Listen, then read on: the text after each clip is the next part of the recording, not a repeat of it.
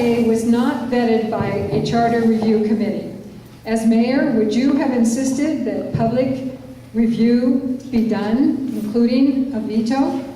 Yes, I would have vetoed it, and I did vote against it because it was not followed through the charter process. Secondly, we can't afford it right now. We're doing research and development. I think it, in the long term, may be a good idea.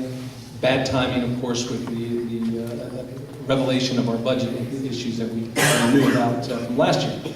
But yes, it should have been vetoed. You already had the votes present. You need a certain amount of votes to overturn it. It would not have happened. You cannot change our Constitution the way you're going to without having public vetting. It's just not possible, and it's wrong. So that's why I voted no. I think that if we would have reversed that decision, it would have been a different story. We could have got this out in about June of next year. We would have been fine. And I think that the public would have understood it much better, and we would not have wasted about $80,000. Vivian. Well, I think that if the council would have listened to all the people who were there till 1:30 in the morning and voiced their opinion, then maybe they would have made the right decision. But again, the council never listens to the public. So they continue to waste taxpayer money on foolish things.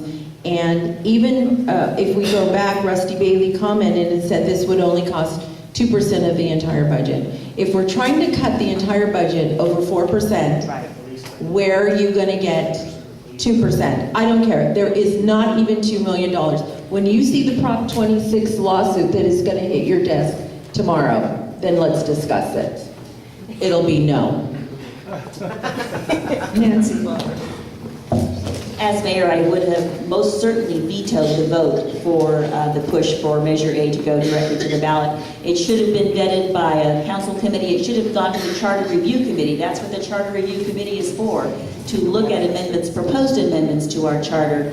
The cost involved in it too also makes it prohibitive, but as mayor, with one of the few powers that the mayor is given is the power of the veto, and it would have been used effectively on this particular subject and should have been. Rusty. We hire, the city council hires the city attorney, city manager to give us their best opinion. And the city attorney, city manager did that. And so we listened to them at that time. Looking back now, having more information, understanding the budget, future, much better now than we did back then. I say, as I mentioned before, the charter review should have been the process that we took this through.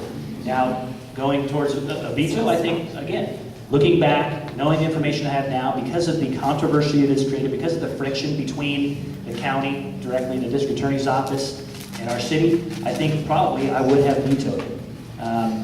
And that doesn't, you don't take that lightly as a mayor, because those 4 council members believe in this. They hired the city attorney to enact this program that he brought to us during the interview process. He worked with the district attorney for months to try to get to a compromise and to figure out a plan going forward.